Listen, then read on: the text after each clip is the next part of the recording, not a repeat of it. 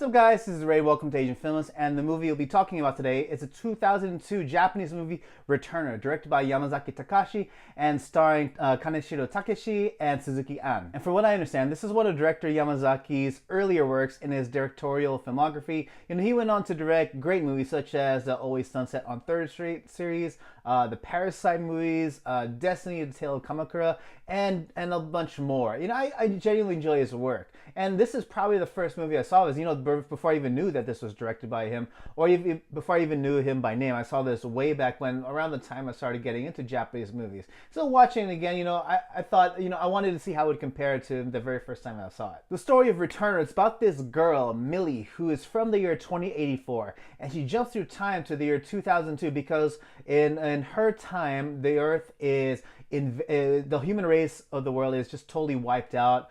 Decimated by alien invaders. So she jumps back in time to 2002 to prevent those events, to stop the alien invasions when before they start doing what they do, and that's invade. And she kind of coaxes this hitman by the name of Miyamoto into helping her cause. And so they find out that this gangster by the name of Mizuguchi, who Miyamoto has some history with, is kind of at the forefront of these events which eventually lead to this big alien invasion and eventual wipeout of the human race. So of course they have to work together to stop him and save the world. And so, taking a look at this synopsis, it's pretty much a reverse Terminator where you have someone jump back in time to prevent the eradication of humans in the future. So I'm pretty sure it took a lot from that. So as far as the positives I have to say about Returner, the action is a lot of fun. There are a lot of fun action set pieces, enhanced with some sci-fi gadgetry for some genuinely exhilarating experiences. And the sci-fi gadgetry that adds flavor to these action sequences comes in the form of this watch of sorts that whenever it's activated, it enhances the speed of the wearer, so that way they can, not only do they move fast, but for us, the audience, it looks like everything around them is slowed down, kind of like how Quicksilver was in the X-Men movies. And you get some pretty fun action sequences that come from that. Though on the minus side, this speed watch, if you will, becomes kind of an easy escape button, if you will. Like if there's a time when the characters are in a pinch, they just use the speed watch to get out of it. And I thought the performances for the most part were done well by the two leads, by Kaneshiro Takeshi and Suzuki An. Honestly, when the two are together, they could have used a bit more chemistry, but I think genuinely, it fits the movie that the performances were fun. Like Kaneshiro kind of plays like the cool action hero type, and Suzuki plays kind of the bratty girl who tries to direct the main character along. And you have that kind of dynamic in this movie. And they do well for what they're asked to do. I also dug the designs of the alien spaceships. They kind of are disguised as Earth-made ships or jets and planes and whatnot, and then they morph and transform and just take everyone by surprise.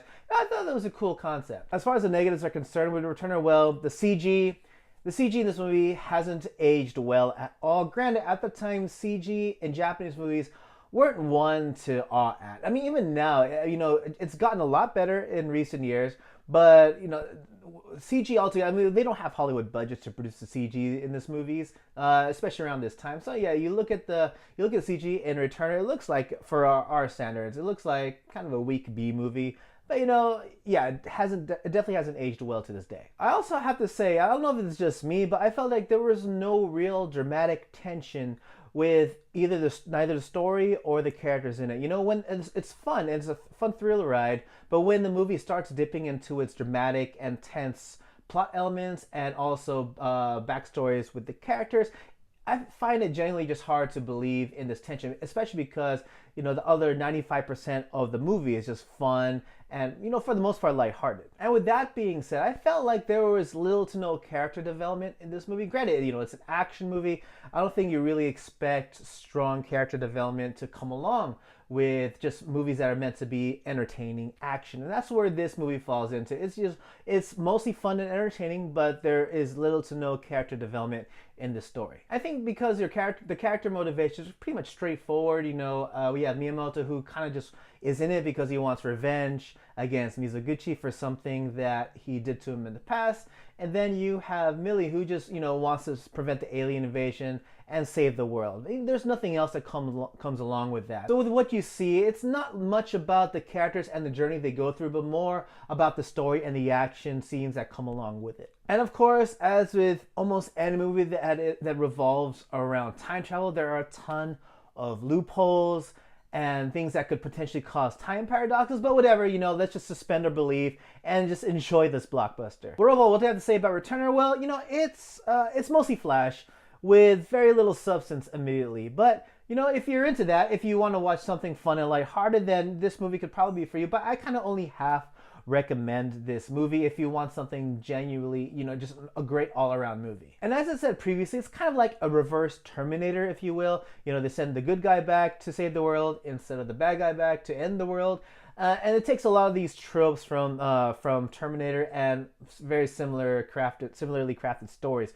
But one thing I thought that was missing in the stories particularly is that, in almost any movie that has end of the world scenarios, or people preventing scenarios that could cause the end of the world, there's always some kind of underlying message that humans can follow, feel that they try to be preachy about. But this movie didn't have that. It was just mostly like, let's save the world, save the world from aliens. There's no like underlying message that people can learn from, no like environmental or anything like that, any kind of messages. It's just pretty much straightforward action from beginning to end. Unless you want to interpret the message of, save the world with guns and martial arts flips. But if you're okay with that, then you could probably you can find a lot of entertainment in Returner. Because in the end, it's just a fun, entertaining movie. Those are two words which I keep relaying over and over again throughout this video, but that's basically what this movie is. But yeah, those are my thoughts on Returner. What did you guys think? Please let me know in the comment section below. If you enjoyed this video, please leave a like. And if you're new to my channel, please subscribe. And if you really dig my content, please know you can support Asian Films via Patreon for as little as $1. And yeah, that's about it for me, guys. And as always, everyone, thank you so much for watching. Hope to catch you all again in the next video. Take it easy.